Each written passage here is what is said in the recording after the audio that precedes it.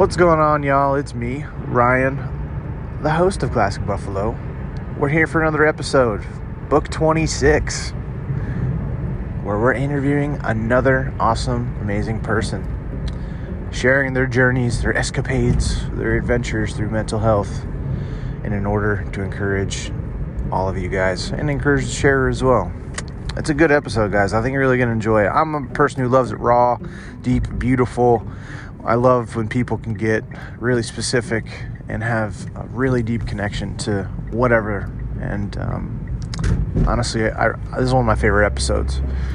Colleen has a lot of really close people who have been affected by mental health and suicide. And I think if you're someone who's in her same shoes specifically, you're going to really feel touched, or you're going to really feel like encouraged that you're not the only one who's gone through something, because she's a fighter, she's a survivor. She's blunt, if you're into that. She's very much so. It's a good thing. She's honest, and I think she has a really good perspective on trauma and grief. And this is a really good episode, guys. I hope you enjoy it. I enjoyed talking with Colleen, it was cool because we've been in the same circles for a while, but we really haven't been able to sit down and talk. And I've been wanting to talk with her for a really long time, so it finally came true, and here we go. Episode Book 26.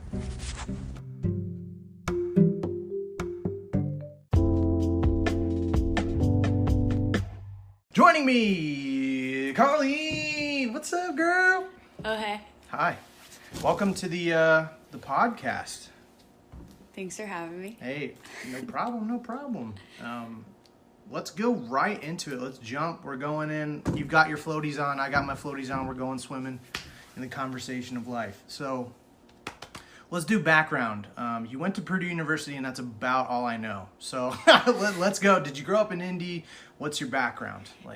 Yeah, so I grew up in Carmel, so okay. way north side of Indy. And so grew up there, but my dad worked for the federal government, so we moved a bunch when I was little. So Whoa. I was born in Waco, Texas, moved to Atlanta, Georgia, moved to Ashburn, Virginia, suburb of D.C., and then moved here when I was in the third grade. So basically grew up in Indy, but kind of moved around a bunch before that. Was it like every year, every 2 years?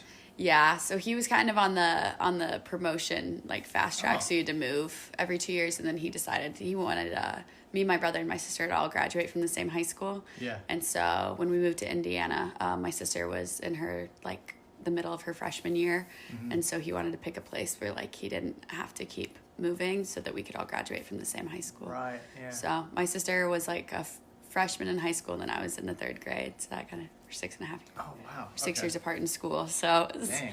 had to pick a spot pretty quick. Are you closer with your sister now that you graduated college? That happened with me. Yeah, me and my sister really did not get along growing up. It was actually it wasn't until once I went to college that me and her got close, and she is so much older than me. But yeah, now she's one of my best friends. It's funny because when I was little, me and her really did not get along at all. My parents made us share a room for a while to try and make us be closer, which it's kind of mean because she's 5.5 years older than me. No freshman in high school wants to live with their elementary school sister in their room. It's kind of mean, but man, that was very short lived. What's your favorite part about your sister?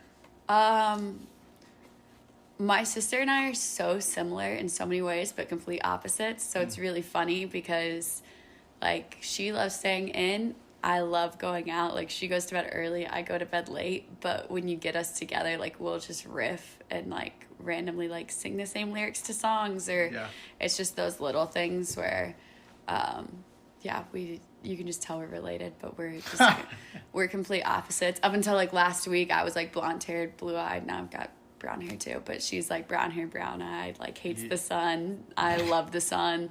We just looked like complete opposites, but yeah, it's weird the way that our personalities will be the exact same. It's nuts. I mean, I grew up with a brother. We were 9.5 years apart, so we didn't get close until I was late high school, college, because then eventually we're just able to have way more in common than I'm in elementary school and he's in high school. It's just not even, I don't know. I didn't do math right on that, but whatever. Let's talk about, what's one of your, favorite memories, growing up? like with your family?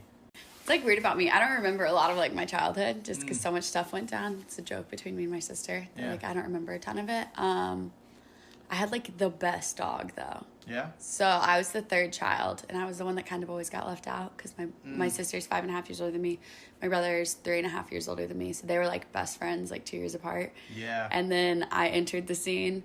So my parents got a dog before I was born. And so like the dog was my best friend. They got him when he was like, they got him 6 months before I was born. It was a Rottweiler. Oh yeah. His name's Cosmos, and he's like the best dog. He will be unmatched by any dog, I think, for the rest of eternity. But he like thought that I was his baby because he was like eight months old maybe when I came home from the hospital, and so like we grew up together. It's like your older brother. Yeah, so he was very protective of me, which is great when you've got like a Rottweiler. He was the best trained dog, like so nice, so well behaved. But there's like this story of my grandma was over, and I was like learning to walk, and I fell. And he heard me crying, and like my grandma walked up to like get me, and she like heard him running up, and she turned around, and all he saw was like me crying and her next to me, and he like jumped in the middle and was like circling me and just growling at her. And my grandma, it's my mom's mom, but my grandma told my dad, like, you need to get rid of that dog. It's not safe. And my dad was like, that dog did exactly what it was supposed to do. Like, he thought that she was in trouble and you did something, and he was ready to protect her. And so, yeah, I have so many, like, weird memories of, like, my brother chasing me around the yard, and the dog would chase him because he would be like, you can't chase her. Like, yeah. He's like, you're trying to attack her. Yeah, so he was so protective. So he's, like, my favorite part of growing up. Yeah. What do you think of people calling, like, their dogs and cats, like, their kids? Yeah, every person can have their thing. Okay. I don't know. I think it's fine. Maybe. Yeah. My mom is one of 6. And we have, like, a step cousin, but other than that, like, we have no actual, like, blood-related cousins. Oh, okay. And one of my uncles and aunt, they call their dogs my grandma's grandbabies. And it's just like, no, we're not on the same level. Like, no, that's my grandma. Those are your dogs. Like, we're not the same. So that'll get me. But other than that, no. I think dogs are in the family. Right. How would you describe, like, Indianapolis to someone who's, like, not from here? Indy it's like the best mix of everything, I think. It's just enough of like a big city where you get some of that fun, but also like it's still local enough. Like I feel like you always know someone who knows someone here. It's got like all the sports that you want, but everyone's kind of interconnected where it's like before me and you knew each other, like we know people who know each other. Right. And so it's kind of that cool thing where you're all in this bigger community and you're not too many degrees of separation away from anyone. But it's just a cool scene. You've got like Mass Ave where you can be artsy or Fountain Square, but you've got like all the sports teams. I feel like there's something for everyone here. Yeah, I feel like Network's like super easy here. Yeah. For sure. It's just good people, good Midwestern people saying "ope" all the time. Oh, do you call it soda or pop? I call it soda because we're like... Damn, you're like a rebel. Our whole family's from Texas, so that's like where I learned to talk. You know those like tests that they have you take where it's like where in the country are you from? Mine gets so confused because I like grew up in so many different places because I moved here when I was in the 3rd grade. So like where I learned to speak was like Texas, Georgia, Virginia. You don't have an accent. If I go back, then like it sometimes comes out, but it's just one of those things where I regress. But I say y'all all the time. Yeah, I do too. Even though I'm from Florida, it's not a like Florida's in the South, but it's like not, if that makes sense. Like culturally, I guess maybe. Yeah. It's closer to like Latin America. I mean, because of Miami, like really, Latin America, I guess. Miami's nuts. Like it really feels like you're just in another country, but it's cool. I want to go so bad. What's your like favorite place you traveled? Ooh. On purpose, not like by your family moving. I mean, I love DC, so like I got to visit a couple times after we didn't live there. It's like my favorite city because it's such a big city, but they've got the skylights so that the buildings can't be super tall, and so you still get the sun. Which like my dad was in DC for a year when I was in high school, and we went to go visit him. We went up to New York City. Yeah. And it was just like this crazy difference because it's the same hustle and bustle. But, like, in D.C., you had the sun, and it was just happier, like, to me at least. Right. So I love D.C. But I went to go visit Asheville to visit a friend, North Carolina, and it was a really cool scene. but something came up and I only ended up staying like for a day or so. And it was this cool thing where I already had the days off. So I was like, I'm going to kind of do a slow road trip back, and did like a road trip by myself and just like went and found waterfalls on the way back. Cool. I was chasing waterfalls. And that was like the coolest thing, just to take kind of a solo adventure and prove criminal minds wrong. Do you ever get like anxiety while going like alone trips? Oh my God, yes. Yeah, me too. I mean, I get anxiety about everything, but everyone is laughing at me because I wouldn't tell anyone at these places that I was by myself. So like I would ask people to take my picture, and I'd be like, oh yeah, my friend's in the bathroom, because I didn't want people to know that like 21-year-old me was on this vacation by myself, and if they stole me, like no one would know for a while. So I would lie about like being there with my family or something to people, but ask them to take my picture. And so, yeah. What's your tip to someone who like has the travel bug like me, but like what's your tip for someone who maybe is afraid to travel but wants to because they maybe don't have somebody to go with?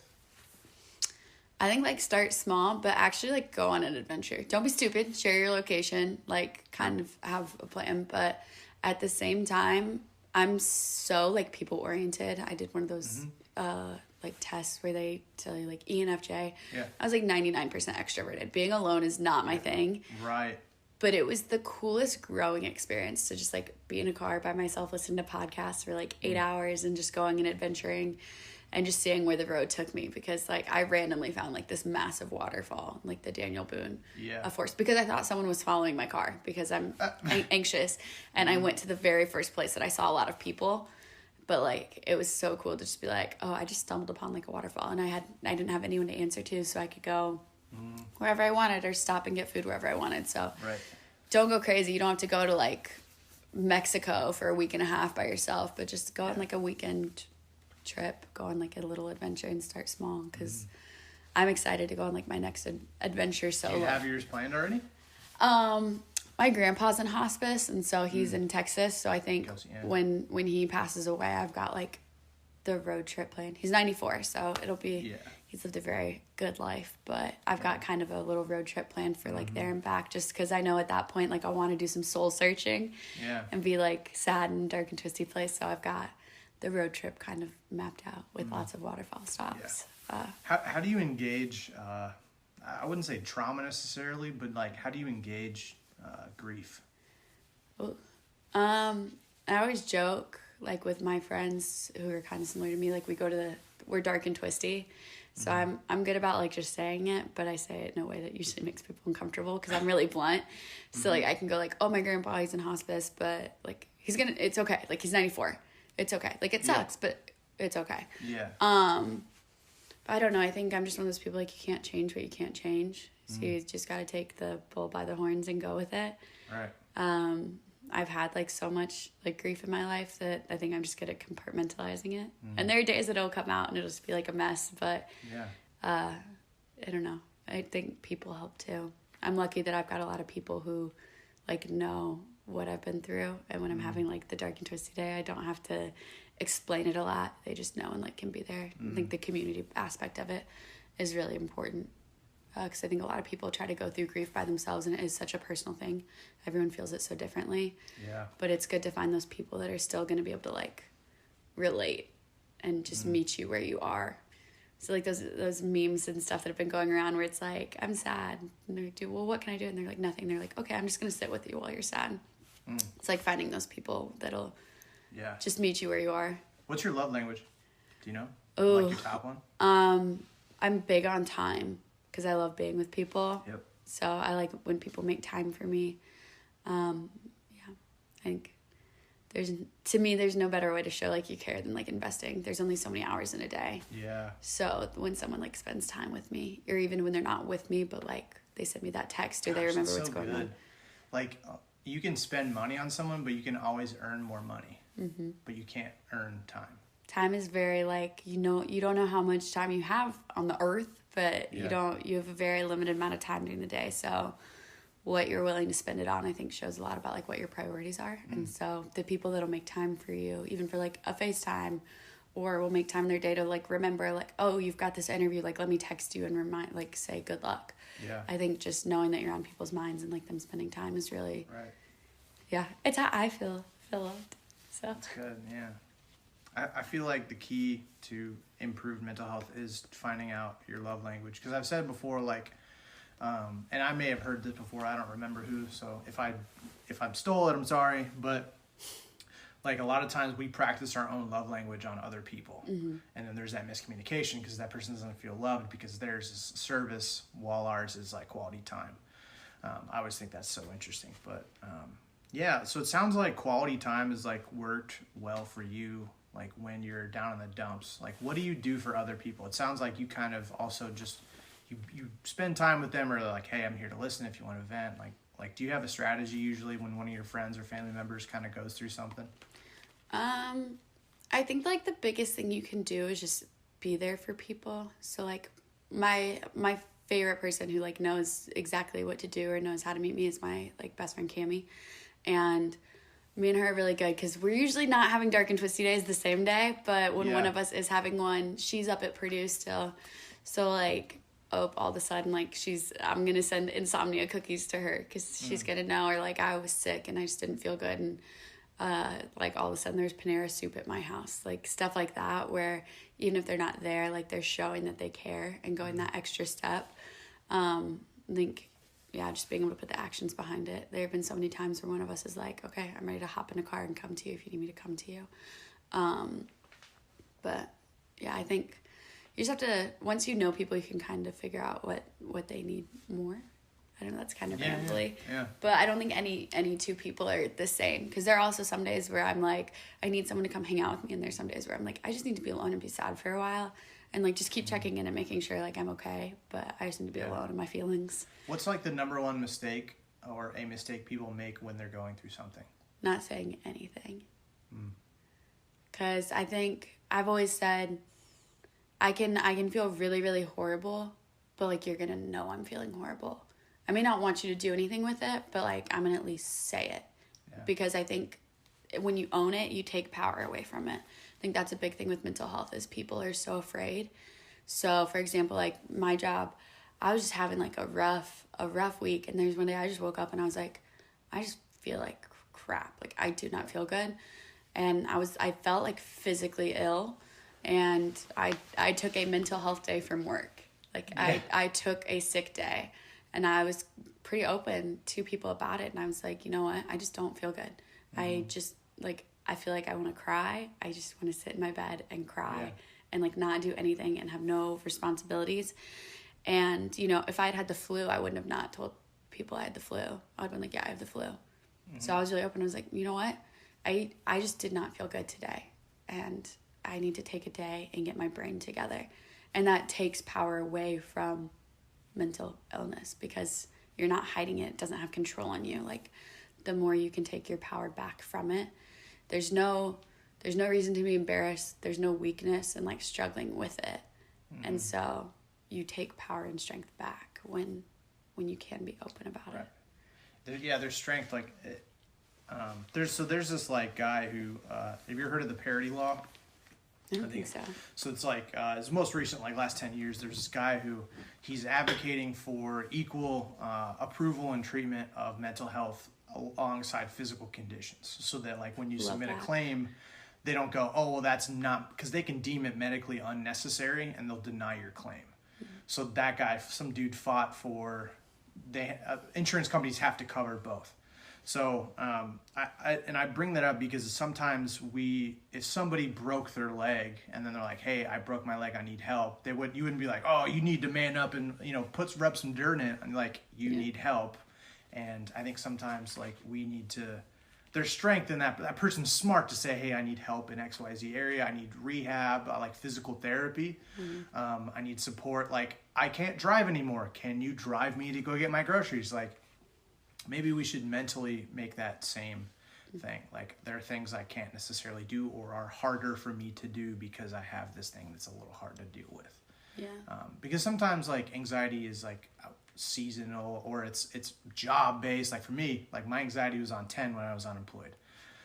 I know we can talk a little bit about this, but you're kind of recently unemployed, and kind of, can you talk a little bit about like what that process, your mindset is with that? Yeah. I mean, I just got laid off, and so it was like really weird because I'm very work oriented, and so like I like having somewhere to go all the time. Yeah. So it's been finding stuff to like fill my time, just applying for jobs and trying to not freak out. Yeah. I have my timeline of when I'm allowed to start freaking out if I don't have a job, but I'm lucky that like I'm in a city where I'm from. My parents are here, my sister's here, my guy is here, so like I've got a good support system. But yeah, it's definitely like a stressful thing. No one wants to not have a job, but finding the time to make the most of the time that I have, you know. I got lucky, like I have severance, so I don't have to freak out. Oh, okay. Yeah, I don't have to freak out. Terrible, but... it's never what you want. I liked my job, but I don't have to freak out too much. And it's given me like good perspective. I'm being really grateful. I've always said like people are, sorry, let me find my words again. I've always been like a big advocate for like the homeless community in Indianapolis. I worked at Wheeler, which is a homeless shelter here for a really long time. People always joke I know everyone because I'll be like walking down the streets. I'm already in like going to the bars, and I'll know like an owner of a bar, and I will know the homeless guy sitting outside of it.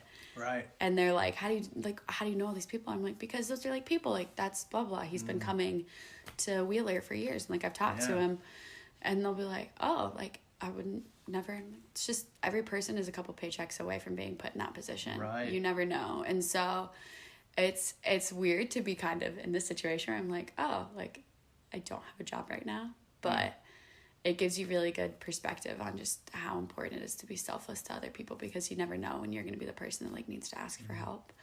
And it's made me really appreciate the people in my life, because I have like parents, sisters, friends, family, like they would help me out if I needed it. But yeah, it just makes you really grateful for what you do have and how lucky you are. So it's just trying to keep positive in that experience. It's just going to be a new opportunity coming up, a new experience. And it's a new opportunity to find even more of what I love, and to find another job that I love, and find stuff outside of my job that I can do that I didn't have time for before, because I was working such crazy hours. So. Right. What's something practically or a mindset that you'd recommend someone who's in your similar position? Like you're talking about like portfolio. Yeah. So I was doing social media. My background's in communication, marketing, graphic design. So like right now I'm just doing stuff for fun. Like, I don't have a project that I have to make, so what can I do for fun? Like, what can I design for fun? What, like, me and my friend are talking about starting, like, a podcast about girls in sports, like, different stuff. So, what brings me joy, what makes me happy? Because right now, I don't have anything I have to do.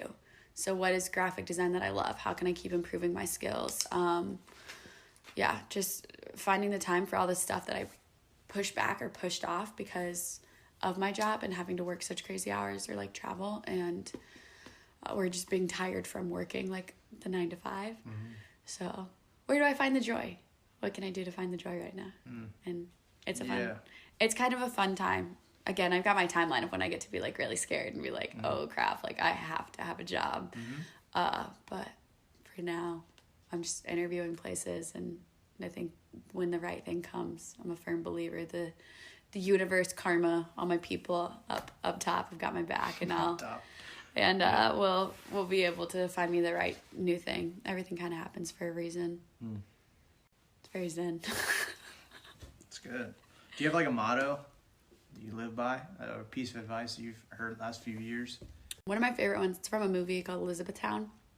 Great movie, people never see it. It's like Orlando Bloom, Kirsten Dunst. Her name's Elizabethtown. Her name's Elizabethtown. No, but it's Orlando Bloom, Kirsten Dunst, kind of before they got famous, but great movie. Yeah. And in it, there's like a quote, and it was like, if it wasn't this, it'd be something else. And I kind of love that, where it's like, if it wasn't this, it'd be something else. So like, you just got to take the situation, and it'll all be okay, because, you know, you're going to have some kind of problem. So the one you have right now could be way less horrible than the one you could get. So just own it. There are people who would love to have my problems. True. Let's talk a little bit about your direct experience with suicide and mental health. You have lost a few people to that. Kind of walk us through that experience, kind of just some background on that. Yeah. So I always like start it when I talk about it is I remember in I want to say it was the 5th grade, we had to do a project on like a famous person. You had to dress up like them and do a biography. Yeah. And I did mine on Coco Chanel because I was really into fashion. And people call me Coco sometimes, so I was like, oh, that's right. Yeah, your Instagram thing. Yeah. So I like did Coco Chanel, and I remember I read her story and like all of the stuff that happened to her, and I was like, oh my gosh, this is like so traumatic. Like her life is so traumatic. And joking with someone, I was like, yeah, I'll never be famous because my life isn't horrible. Like, like I'm so lucky. Like I come from this like Carmel family, which you're not from Indiana. Carmel's, you know, like pretty upper middle. Like we were doing okay. We never had to worry about anything. And I just was like, my life is so good. Like I'll never have a story like this. And then in 8th grade, I think is the first time like I remember my older brother getting like really upset and having like this episode of being like really upset, and him and my parents getting this monstrous like fight, like scary fight. And then it would happen like every once in a while for the next couple of years, but he got a lot better. So he's 3.5 years older than me, and he lived at home. He went to IUPUI, which is in Indy. I was doing school, and we knew like he had struggles with mental illness, with depression. And then he was fine for a really long time. Like he was good. No idea.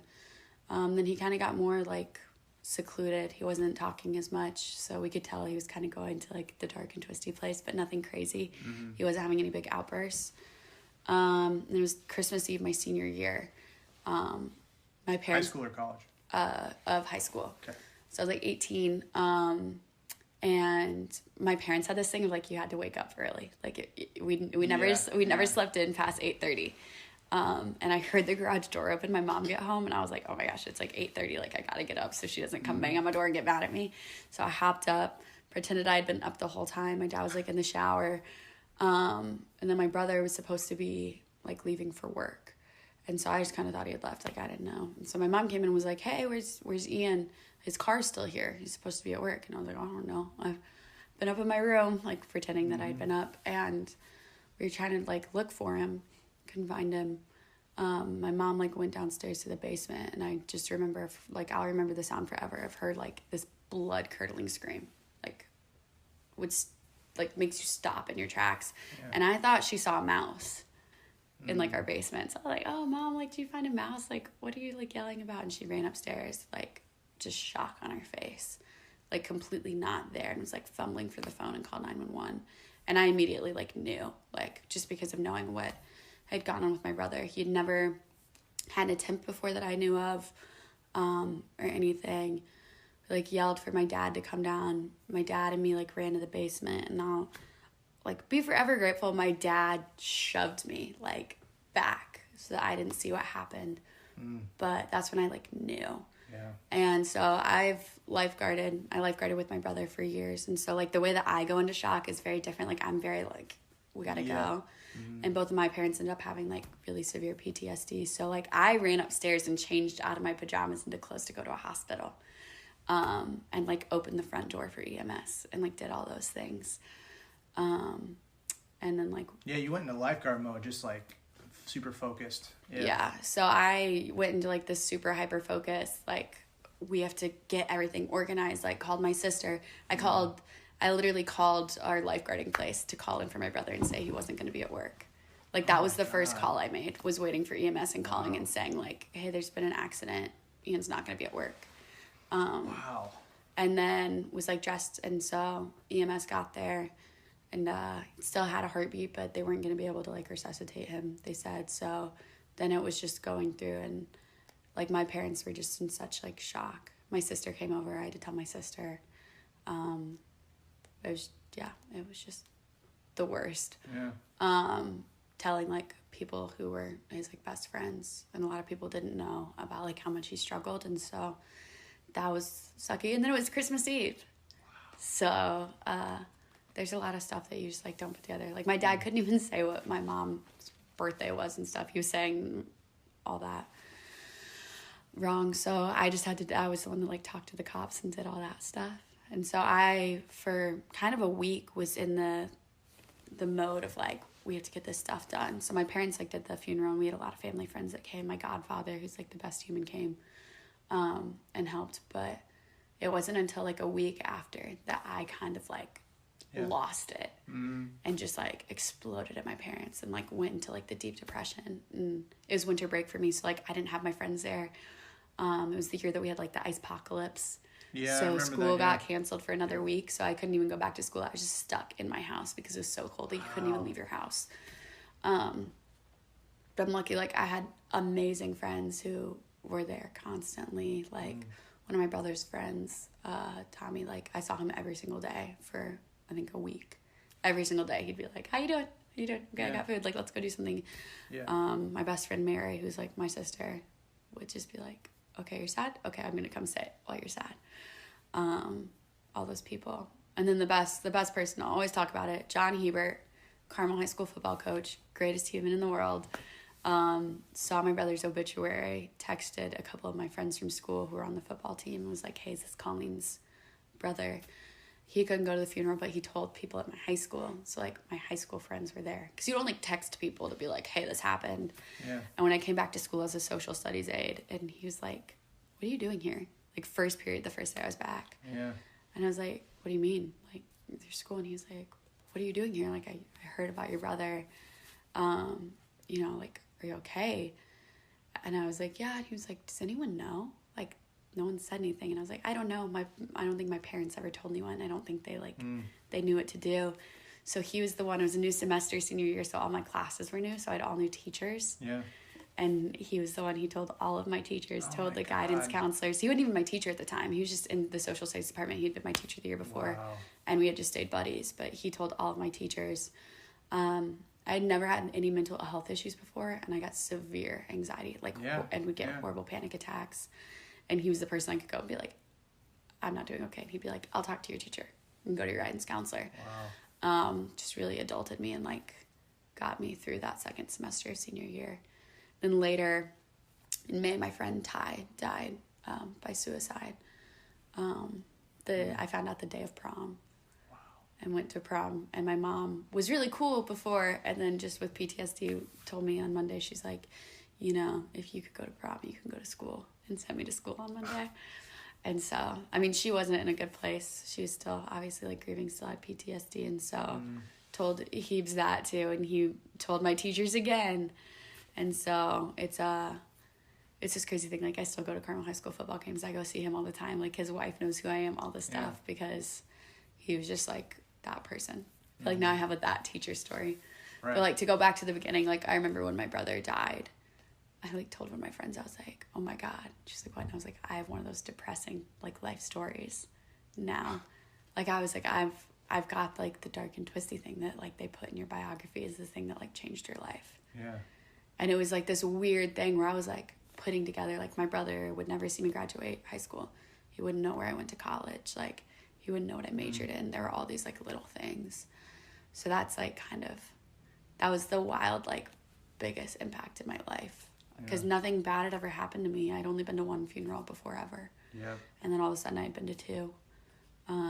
Very close to boom, boom. Yeah, very close. So people were really worried I was about to lose it. I almost did. So originally I was going to go to Ohio State, changed my mind at the last second to go to Purdue and stay closer to home. Which Smarter. It was really good for what I ended up doing, and I just had like the best opportunities at Purdue. And I ended up having to take my second semester freshman year off because I was just like not doing well. Smart though. That's what you need, take the mental health semester, right? I took the mental health semester. I had to get surgery on my nose for my sinuses too. So it all worked out, and it worked out with my majors and everything. So, but it was just kind of one of those lucky things where I was like, at least I'm close to home, close to my family, close to my friends. So, yeah. Then my sophomore year of college, my friend Christian also ended up dying as a result of suicide. So there were a lot of people. But Ty's was really hard because I didn't know that he was struggling, and it was out of left field. Remember they told me, and I thought he would run all the time, and I thought he might have like gotten jumped on a run or something. It never entered my mind that it would be suicide. So that was like mind-boggling, because I think it's different when you know someone's struggling because you feel like you know, kind of let them down or something like that it happened. But it's even wilder when you don't know that someone's struggling because you feel like you like weren't there for them at all. And I'm a very empathetic person, and like the fact that he was struggling and didn't say anything or like I didn't realize, it's just that was really sad to know that he was like by himself and that he felt that alone. So can you talk a little bit about your brother, kind of his story, and just kind of how to honor him and just say like, hey, this is, you know, who he was? Yeah. You know, like cry. I never cry about him, but it's just been like a week for me. No, he was like the best. He was like the glue of our family is the joke, because he was in between me and my sister. Me and my sister weren't close, but me and him lifeguarded together. So we had a ton of friends in common. But he was like always a big advocate for me. When we would get in fights with my mom, like he would always be like, I'll drive her to school, or like those kinds of things. Cause he was in college. So he, you know, had like time to schedule. Him and my sister were like best friends, like twins. Him and my dad were super close. And so he was going to be a hacker for good. He's doing like computer science. He was such a genius with computers. Like built his own computers, but like lifeguarded forever. Just a great human. Super quiet. We would always go get Chipotle. We would dance to like the Justin Timberlake album when he would drive us to work. But I'm really lucky that like I started lifeguarding at the Monon with him, because we got like so many years of hanging out and to kind of have the same friends in common and get to like become friends. It was weird. He's such a nerd, like loves Star Wars. Like as I rock my Star Wars shirt, so there's so many like weird things that he gave me that I feel like you wouldn't get from like a normal older brother, because like now guys always think it's funny because I'll like drop Star Wars knowledge on them. Yeah. And they'll be like, oh, you know this? And I'll be like, yeah, my older brother, like he was really into Star Wars. So like I would watch it all the time with him. How do you carry his memory? Because I would imagine when someone passes, which I haven't really had someone personally that's been really close with me, but eventually it will happen, just kind of, or it'll be me, but I hope it's not you. Well, I hope not. Don't add to that whispering, please. Right. I'll do my best. No, but like that you try and remember the best parts of them instead of like, well, they were an asshole this time. It's like, no, this is who they were in the positive aspects. I mean, no, he was an asshole sometimes, but I'm always an asshole, so it balanced out. I think it's just important to remember like the real aspects of him, not to like a hero concept him. Like he had his flaws, like, right. But yeah, I think it's just remembering and taking the time. When I got home, I worked the night before lifeguarding. He used to answer the phone and I was tired. So instead of like hanging out with my family, I like went up to bed. And like, that's one thing that I like kind of regret, is that I didn't like sit on the couch and hang out with them for a little bit longer.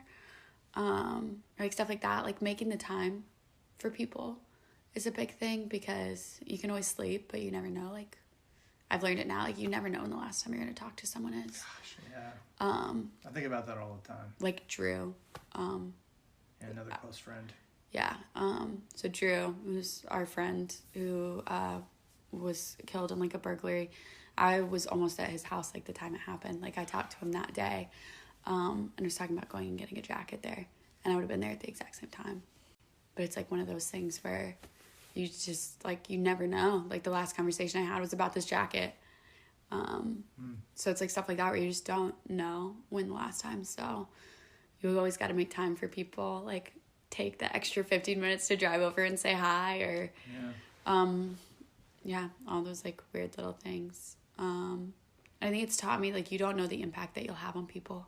Positive or negative, yeah. Positive or negative, and to find meaning in everything, because of Ian. Like I found out like a girl that I was friends with, she was suicidal our senior year, and she kind of told me, and I narked. I told her parents, like I told on her, and she was really mad at me originally, and then after, her parents like hugged me and they were like, "Thank you so much." Yeah. And she was mad, and then she was like super grateful, and it was one of those things where they were like, "You saved her." And I remember I was like, I didn't, like Ian did, because I would have never known. I never would have looked out. I wouldn't have taken it as seriously as I did. But But finding those things, like the positive things were, how did he help someone else? I got involved in the American Foundation for Suicide Prevention Campus Walk at Purdue. And my second year on it, we raised like over $25,000. I raised like over $1,000 for it. And it's one of those things where it's like, I never would have gotten involved with this probably if it hadn't been for my brother. So how can you take like negative experiences and bring positives to it? How can I advocate? Because I'm going to be blunt. Like, I'm going to talk about it. You're not going to stop me from talking about it because I don't want anyone else to lose people. Like, I've lost 3 people. It's insane, the statistics. And no one talks about it, or everyone acts like, you know, mental health makes you weak. So I'm going to yell back in your face like, no, it doesn't. Like, these people are so strong. Like, you do not, if you don't have mental illness, like, really happy for you. But at the same time, like, I do, these people all do. And you're fighting every single day. Some days you're fighting harder than others. But if you're trying to tell me that it's not difficult or, you know, to just get over it or toughen up, like, I'm going to yell back in your face. And because this is like, I don't want anyone else to ever go through it. I don't want anyone else to have to bury a brother or a friend or any of that. So how would you describe anxiety or depression to people who may or may not like experience it? I think everyone experiences it different. Actually, Cami and I were just talking about this the other day because I had a really bad just anxiety week. For me, like, I'll like shake, or you'll see me like fidget all the time and start like moving my fingers and flicking them out. Cause I just have like nervous energy going through me where I will literally like get in a ball and just like fight or flight. I just sit there. I'll like start just crying for no reason. You know, like sometimes you just get in that place where everything spirals into something negative where it's like, oh, this happy thing happened, but now like I'm going to make it sad, like with everything. So, but everyone experiences it different. There are people who get sad and, you know, hide away. And there are people who get sad and are like, come hang out with me. So I think everyone feels it different. I think the only thing I can say is when you're really feeling it, it's the biggest thing in the room. Always. It's all encompassing. You can tell me, don't be anxious, don't be freaked out. And I'm like, no, I can't. I have no control over what I'm doing. Like, I have to take medicine. I have to go to sleep. Like, I have to do all these little things to combat what I'm feeling. So since we're kind of on the topic of kind of just talking about people that you've lost, usually when you remember the day, and this isn't the first year, like, he didn't die last year. So my question for you, and I know this will probably help other people who have also lost someone, or maybe even a breakup. This is probably maybe not as intense, but like, oh my gosh, they broke up on my birthday or Christmas. I'll always remember XYZ day. What would you recommend, and what do you do like during that day that comes up, or it's approaching that day, because there could be anxiety and then you're like, oh my gosh, this was the time that, you know. Yeah. I think it kind of differs because there are sometimes where like, so it was New Year's, or not New Year's, it was Christmas Eve, which is like not a great day for it. But it kind of depends. So like the holidays, the first round of holidays were the worst. I would literally go do holidays at my friend Mary's house. Like she's my sister. So like we would do like best friend holidays. Her family knew. So I was there for like Thanksgiving. I was there for Easter. Because initially like it was just too traumatic. Like there was a person missing at the table. Right. But now we're really lucky. The Monon has been great. That's like the place that we lifeguarded. Like I still lifeguard. My dad retired, now lifeguards there and like helps do pool maintenance. So it's like our second home. But they planted like a tree for my brother there out by the flow rider, which is something like me and him both loved, and our dad loves. And like his best friend Sean still works there and helps run it too. And so we go and like decorate the tree every year for Christmas and his birthday.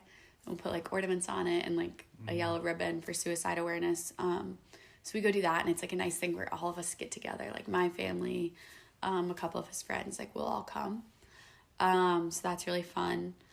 And then like it's good to remember the fun times. So it's fun to like goof around. For his birthday every year, I have this picture of him and Sean, who's his best friend, and they're like drinking a margarita together. And so ever since I turned 21, it's like my tradition that I remake the picture with one of my friends on his birthday. Yep. We go out to the bar and like we'll do it. And so like I heard that works like a lot for people in grief, is doing something like creating another tradition to honor people. Yeah, so it's like every year I go out for his birthday. And like sometimes it's sad, but it's also like a nice way to remember him. So, and that was such a fun night when we were out. It was like me, him, Sean, and one of our other friends. We all like got food, and they like had this picture, and I took the picture, and he looked at me, he was like, "Don't ever show that to mom and dad." And then it's funny because now like it's one of our favorite pictures because him and Sean look like brothers. Yeah. Like it's so funny how much they look alike, but it's like one of our favorite pictures of him is like a family now because it's just like they're both like just happy being like best friends and all of us goofing. So recreating that picture is such a fun tradition now. And I'm lucky that like I have friends that will help me do it. Yeah. I worked out it was not this past year, but the year before. It was actually the 6-month anniversary of Drew passing away. And then it was also my brother's birthday. And I was at a Pacers game for the first time, which like, you know, Drew loved the Pacers. Yeah. So I got to wear like the Derrick Rose jersey that Drew found for me because my last name's Rose, so like, and my number's 5, so I really wanted a Derrick Rose Pacers jersey. Jalen Rose. Or Jalen. God. Oh my gosh. Edit it. Go back. Go back and edit it. Oh my gosh. I was just talking about Derrick Rose because I was talking about the Bulls earlier today. You're good. Okay, Jalen Rose. Ironically, I did ask him for a Derrick Rose jersey before, but I wanted a Pacers jersey. So. Yeah. But I like wore that jersey. And then it was like Ian's birthday. So I have like the picture of me like in Banker's Life in the jersey that he got me like on the 6 months, which kind of would have been a sad day. And then like got the picture with my friend Matt for his birthday. And it was like a fun, I think that was the first year I did it. And it was like it was the second year I did it. But it was like the year that it became a tradition. So it was a lot of fun. What do you think the solution to like improving like overall mental health? Do you have a solution or just some like, I think being open about it because it's one of those things where like if you've never experienced it, like you can't imagine it. So it's one of those things where like people need to talk about it and just share the experience. You don't have to get like crazy with it, but being open with it and just normalizing it because everyone has it. I literally have never met a person that didn't struggle with like anxiety, depression, or know someone that did. And I think it's just something that's becoming so prevalent in our world, but people are so afraid to talk about it and be judged or have people think that they're crazy or weak or, you know, not trust them to do stuff. And it's like, no, it makes you so much stronger. And the more you can talk about it, the more it normalizes it for everyone else. I mean, it's like 1 in 4 people have a mental illness. So like in a room full of people, you've got 25% of the room with you, but we're probably only going to talk about like me who talks about it all the time. Right. Like you may not know that the person next to me also has anxiety, has depression, all this stuff. I found out like one of my best friends, I was talking about how I was having an anxiety attack and she was like, "Oh yeah, I take anxiety medicine every day." Yeah, no and idea. I looked at her and I was like, "What?" Yeah. She's like, "Yeah, I have to take medicine every day. Like I do this, I do that." And I was like, I had no idea. And so now like when I have anxiety, like I go to her first because I'm like, you know exactly what I'm feeling. Like you know what it's like to not be able to control like being freaked out, even if it's probably nothing. Like I'm going to sit here and freak out. Like the blah, blah said they needed to talk to me. And I'm going to sit here and freak out about it until they talk to me. She gets that. And because like we talked about it and had an open conversation, she knows. Or like, hey, this guy doesn't have it, but he knows that I do. So I can be like, hey, I'm super anxious right now. Like I just need a second. Yeah. And the more you can be open about it, I think it changes the narrative. It helps normalize it. Then you have people that ask like, hey, what therapist do you go to? Like, I need a therapist. Yeah. Where do you go to get your medicine? Like, what medicine has worked really well for you? What hasn't? Because you would do the same thing about like, oh, I broke my ankle. Like, you have car's broken. Where would you go? Yeah, you would do that. Like, I'll recommend like my physical therapist to you. Why would I not recommend like my therapist to you? Definitely. Yeah, the stats are insane. I'm just like, especially for young people, it's one of the leading causes of death. And so how do you talk about it? Because again, the more you talk about it, the more you take power away from it because people don't feel alone and they don't suffer in it alone. The best thing you can do is like tell a person, even if you don't want someone to like do anything, tell someone, because then you're not alone in it and someone's going to check on you and someone's going to, you know, have your back and know, oh, I haven't heard from blah, blah in a couple of days. Like maybe I should drop them a text. And again, maybe you just find that person who goes and sits with you and doesn't do anything, doesn't try to talk to you or tell you to be okay. They just sit with you and like sit in it with you, because that can make all the difference too. Yeah. I always feel like a burden sometimes. Like when I don't reach out, I'm like, oh, I'm just going to be, I'm the depressed guy. Because in there, I mean, you probably can relate. If I've ever been, like, people just leave your life sometimes. But maybe it's, the argument can be made, well, maybe they're just a shitty person ultimately. Or there's something, maybe it was a both, because there's always two people in an interaction. Maybe you did overshare. Maybe they're, like, it could have been anything. But that's sometimes, for me personally, like, that always becomes an issue that I don't reach out as much, because I'm like, oh, that's all, I feel like that's all I talk about, or I'm really struggling with X, Y, Z. Yeah, I definitely get that, of like feeling you're a burden, because you're like, oh, I'm depressed for like the third day now. Yeah. Like, this has stopped being, you know, oh, she's having a bad day. Like, it's becoming a bad week, and who wants to bug me? Like, who wants to keep checking in? But I think the more you talk about it and you find that community of people, I'm lucky that, like, Cammie gets it. So, like, I can bug Cammie all the time. Right. And she's got my back, and I'm going to have her back. Like, call me at 3 a.m. I will drive to Purdue right now if you need me to. I'll call him to work. So the people are out there. There are definitely people out there. And even if you look at social media and stuff, I had a guy that I knew from work when I was at Purdue, and he just, like, tweeted something, and I was like, dang, that sounds, like, really dark. Dropped him, like, a DM, and I was like, hey, how are you doing? He just, like, wasn't doing well. Yeah. And it was something, like, as simple as that. And then we got into, like, some real conversations. And I was like, here's the thing, like, what I can do for you, like, is not going to be enough. Like, you need to go talk to someone. But we were able to have that conversation and be like, you need to talk to someone, and be able to advocate for him and be like, I'm going to help you get there. Me and him weren't that close. Like, me and him aren't best friends. He's not my Cammie, but... My Cammie. He's not my Cammie, but he, you know, he's a person I could see who's struggling, and I think there are always people out there who, if you even just drop the tweet out and you're like, you know what, I'm really not doing okay, and I need someone to talk to, someone's going to be like, slide into my DMs. I'm going to DM you. Drop me a text, because there are always people willing to help people. It's just like making that step of asking for help. How do your friends describe you? Oh gosh. I'm really extroverted. Like, I could talk to a wall. Tell you its whole life story after. It's actually funny, because I was just talking to my guy about this, where I was like, oh, it's one thing, like, you really like about me.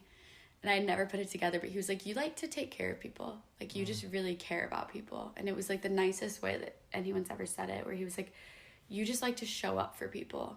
And it was like, so I made him come with me to a Carmel High School football game. He was like, you just wanted to go, like, cheer on the coach. Like, you literally went to the game because you like football, but you went to go cheer on, like, your junior year high school teacher. Yeah. And he was like, that's just, like, so nice. And, like, you were just so excited after telling him, like, good job. Or, like, oh, like, you like coming and hanging out with my roommate when I'm traveling because you don't want him to, like, hang out by himself. Or, like, you like to do this, you like to do that. And so he was like, you can just tell, like, my old intern, he was like, you've been helping her get a job. You just like to show up for people. That sounds like I'm proud. But it was, like, the nicest way, like, anyone's ever described me, I think, was just that I really like to help people and be there for people, advocate for them, and just be a cheerleader. I've got real, like, soccer mom vibes, I think. Yeah. I'm just soccer mom vibes all the time. That's awesome. You always have orange slices on deck in Capri Sun. Always. Definitely Capri Suns. But I don't know, because I like the straws. I'm really into the turtles, so... That's a big thing. Like, people I'm starting to see, like, more metal straws. Like, people who, like, you want a drink? And I'm like, yeah. Like, I'm at someone's house, and they're like, do you want a straw? I'm like, sure. And it's, like, a metal straw. Or, like, they've been doing, like, the bamboo ones or the paper ones. Those are kind of cool. The Starbucks has been doing that, too. You see that? Like, yeah. You have one right now. That I'm holding? Yeah. I love it, because I feel like it's an adult sippy cup. Yes! Sippy cups are underrated. Dude, they really are. Like, I feel like Starbucks has made it cool to be, like, 3 again. Yeah. I don't know. It's comforting. Yeah. There's a Starbucks by me that didn't have these, and I stopped going to it because I didn't like the straws anymore. I was like, no, that I love, like, just sipping it. Yeah. Feels, I don't know. I heard a story of some lady that was like, I want a straw. And they're like, man, we don't have those anymore. You can still put a straw in it. Like, you're fine. If you want to kill a turtle, you can. You just have to be intentional about it. They should just print turtles on the cups. Oh my gosh. Yeah, make people, like, watch it. Yeah. Let's talk a little bit about your... You don't want to talk about turtles anymore? No. This isn't what the people are here for? No, I want to... Yeah, our turtle podcast. It's coming on after this. This is a preview episode. Yeah. Right. This is our spinoff. Turtle time. Turtle time. Yeah, did you, it's from Real Housewives of Oh, is it? New York. Oh, okay. It's Ramona. And she just goes, turtle time. She like dances with the Okay. So let's talk about like a kind of a cool thing, which we've kind of danced around it. Your relationship. Oh, goodness. Your relationship is really cool from, we talked about it, would seem like an hour about your relationship, which is, it's awesome because seeing you light up about this person who's been such a positive person for you in such a short time, over like a couple months. Talk a little bit about, because he said some things to you that I thought were really cool. One of them in which you said that for the first time, I feel like I don't have to prove my worth to somebody. I thought that was so cool. Oh, this is probably gonna make me ugly cry too. Like it's wild. So, I mean, I'm 24 and this is the first time I've ever actually like dated someone. Mm-hmm. I just always went for like horrible guys. I worked at athletics, so I would go for like athletes who, did not want a girlfriend. They just like all this stuff. And I always felt like I had to like change people into liking me or make it like I had to be worth them being exclusive. They didn't want to give up like their singleness. And so there were so many times like I just got hurt by guys thinking that I could change them into like being a good person, or like they would be a good person, but that was just like not what they wanted. But this is the first time where I am just like, oh, he like really likes me for me.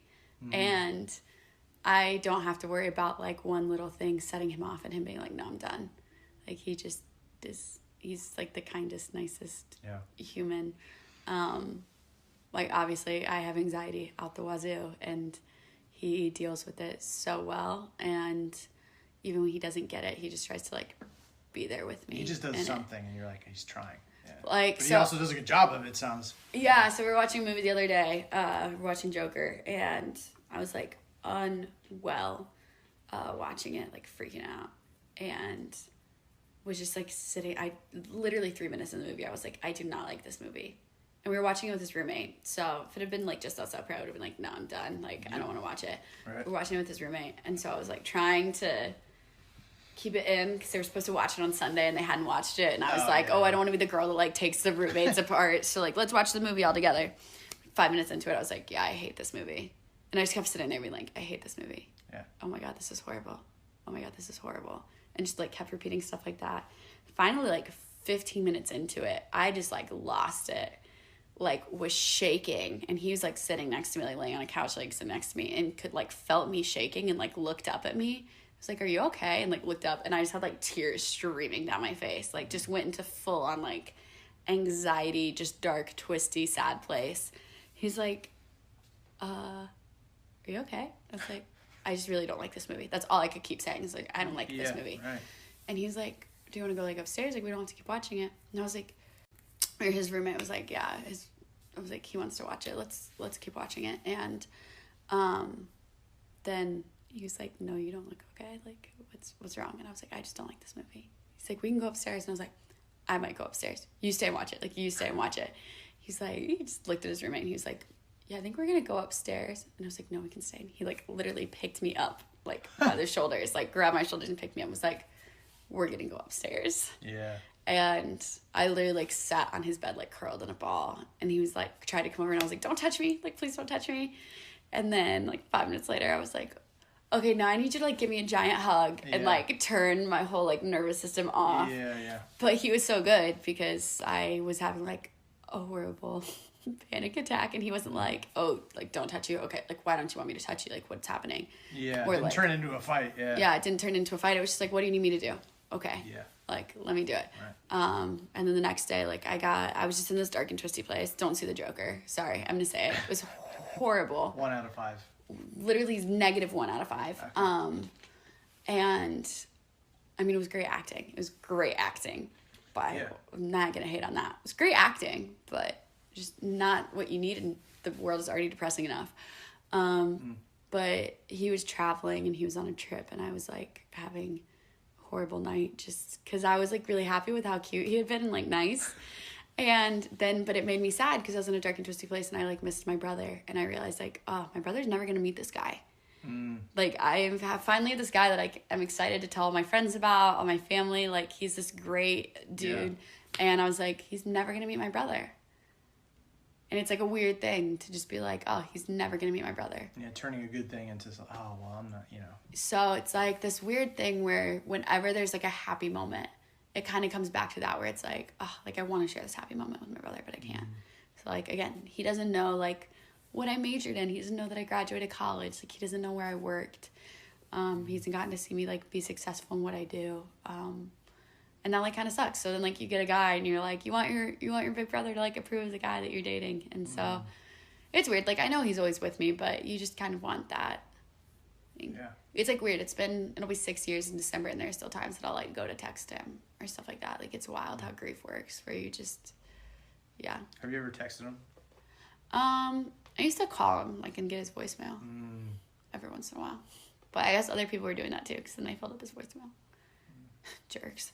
But no, there's some days where I would like do that, but yeah, I'll go like watch videos or look at pictures and stuff.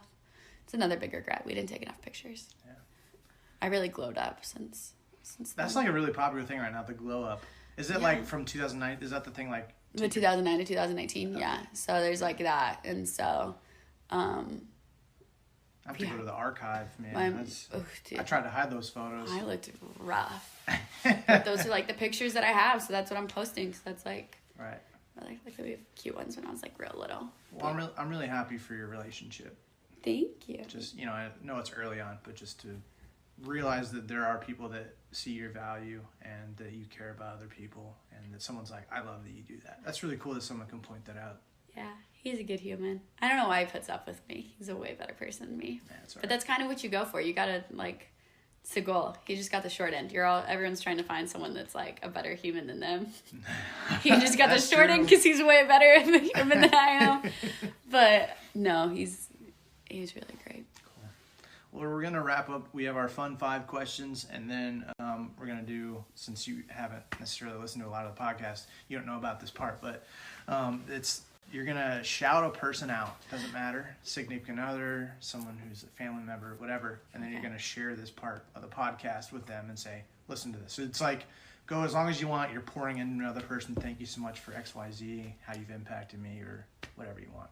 So that'll be after this. So the first question, if you could have any dinner guest in the world that's alive, who are you going to go to dinner with?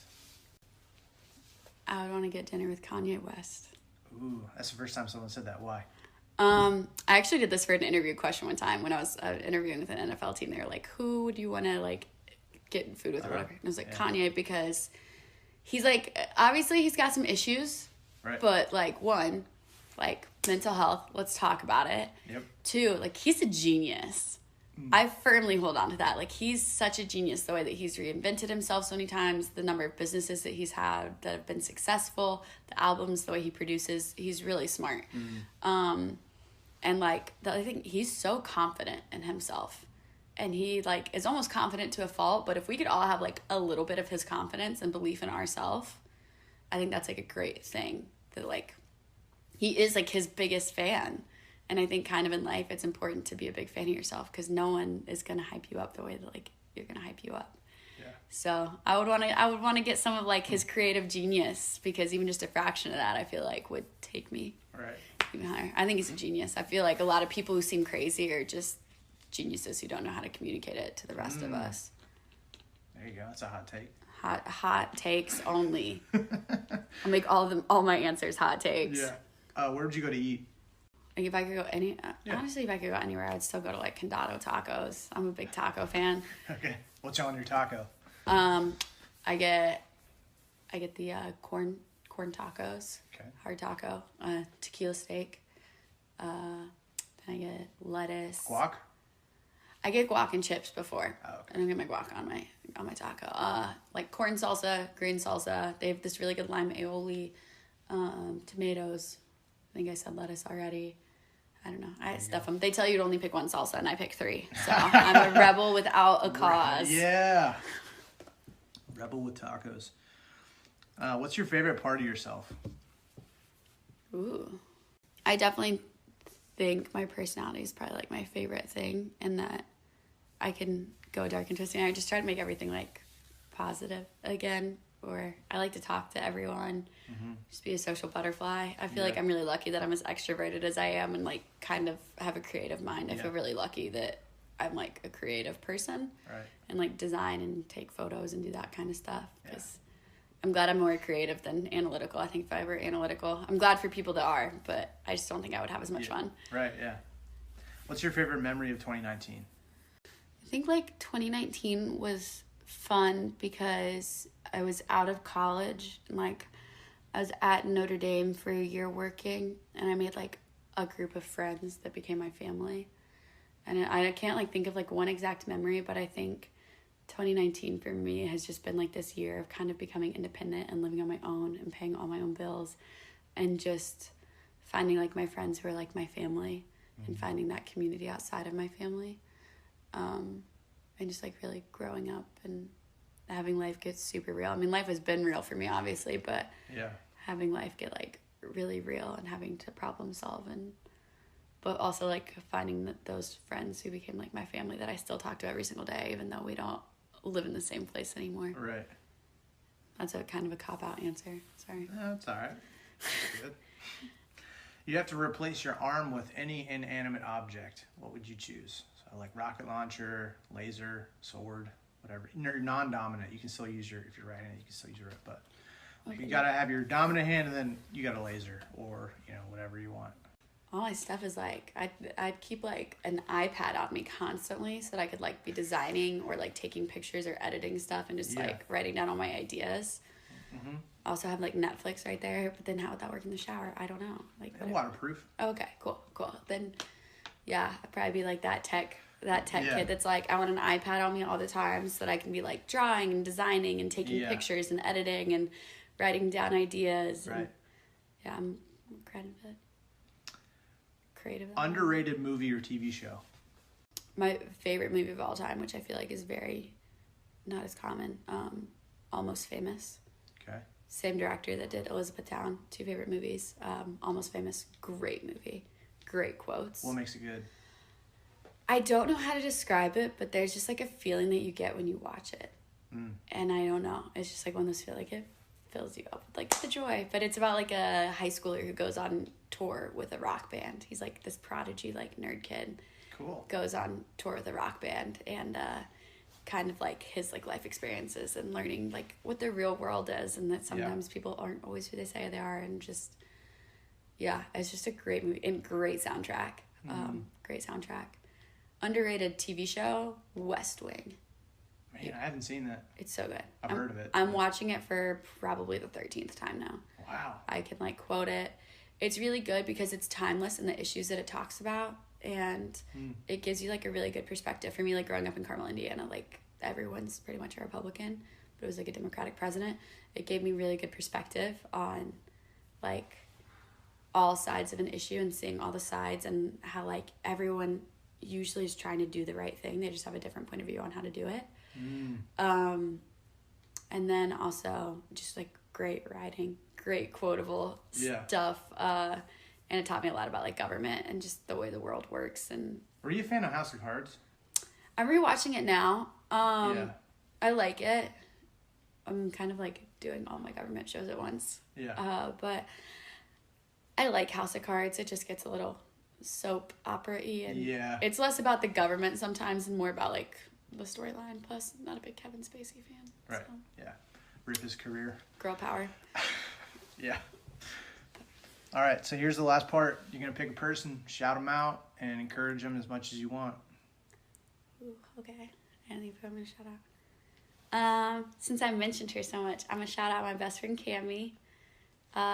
She's just like the best human because she's one of the prettiest people I know.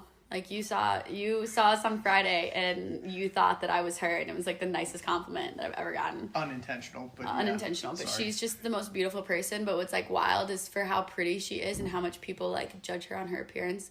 She's an even more beautiful person on the inside. Like she is. Just from talking to her, yeah, it's true. She's just like so selfless and just loves people so well, and is just like always there. Like I don't have to be strong in front of her. like I can literally have a breakdown and she's going to be there. She's so empathetic to people. She's so passionate about mental health. She's so passionate about making people feel loved and included, and just so strong and really like into breaking what people are supposed to be and just like being herself. And, you know, she's not perfect, but like she's open about it with me, and we like get to go through life like struggling together and just being so honest with each other. There's like nothing I couldn't tell her. There's no way like she would judge me. Yeah. And I feel like that's just so hard to find in people, like someone who really truly won't judge you. She's just, yeah, the greatest. So I think that it's wild that people judge her a lot on how pretty she is, but she's like also, she's freaking gorgeous. Everyone go look her up, Cami Hardman. But hit her with the follow. But also she's just like the greatest human. She'll go dark and twisty, and she's also like the funnest, just happiest. But she puts me in my place and I'm focusing too much on something, and she's just, yeah, she's great.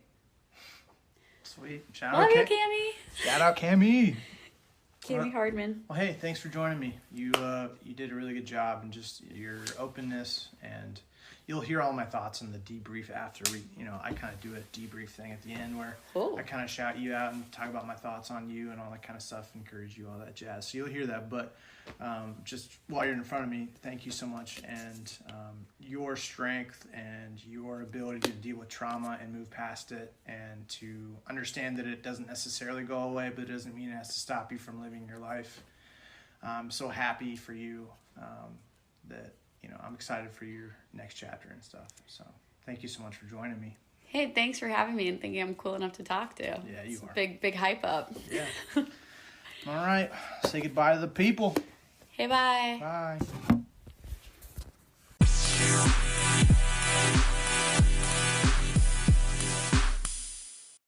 Hey everybody, this is Ryan from the Classic Buffalo Podcast. Wanted to take a second to talk about Anchor, how I'm actually making this podcast happen. Super happy that I'm partnering with them. So Anchor is actually the easiest way to make a podcast. I've done my research. This is basically the best way. I promise. It's going to give you everything you need in one place for free, which is the best part. It's going to have tools, so you don't really need a fancy schmancy recording guy. Anchor's going to be helping you out there, and then they're going to distribute the podcast everywhere to Spotify, Apple Podcasts, Google, everything. And then you can also make money with basically no minimum listenership, which is kind of rare. So hop on Anchor as soon as you can. Thanks.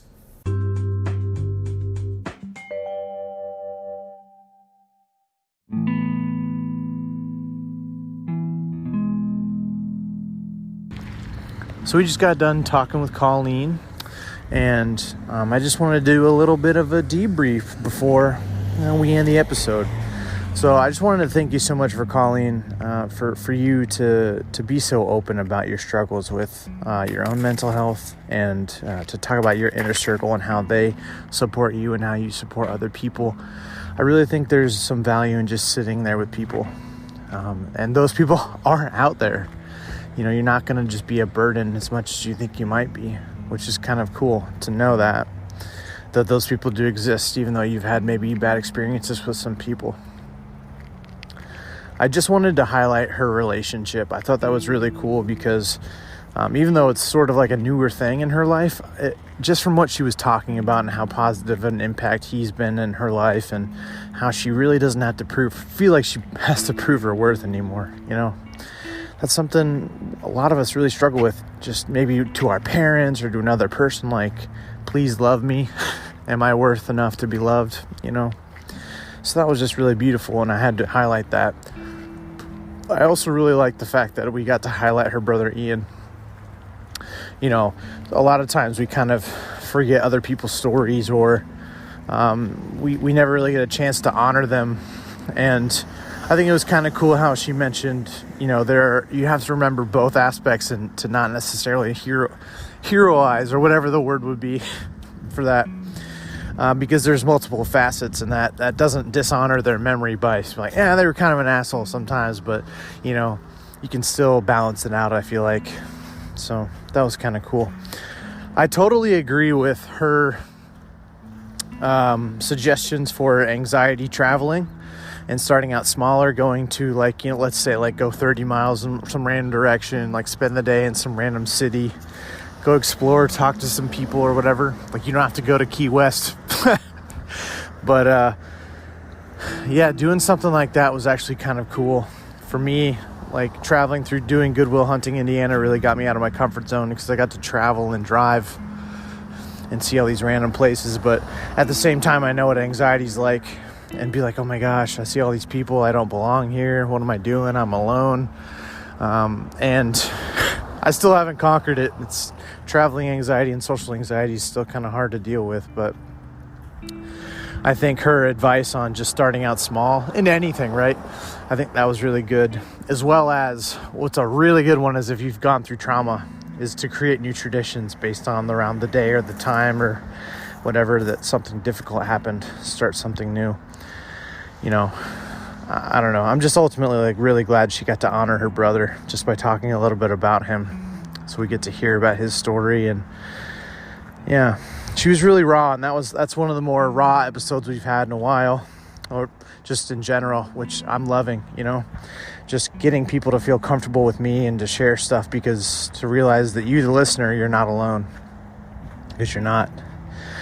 You know, a lot of us people, we hate our jobs, or we're having difficult relationship issues, and we feel like we're the only one who wants to just run away, you know, fake our own death and run away and just start over, or just to give up, you know. And I just would say don't, because, you know, sometimes we think that darkness is all we can see, and that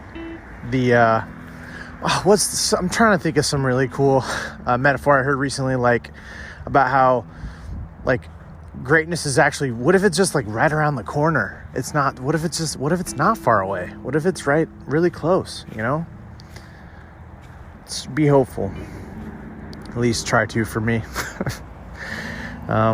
You know, for me it's kind of hard sometimes. I feel like quitting, and you know, why am I even doing this podcast? Why am I doing Vintage Indie? Why am I doing my job? Why am I doing all these different things? It's really easy to get there. And I think Colleen's a good example of just a fighter. You know, she can be unemployed. She can be having anxiety and panic attacks, but she's found some people, and she's just such a trooper, and she's such a fighter for how much she's gone through, you know. So I just hope you recognize that, and if you know her, reach out to her and thank her. Love on her.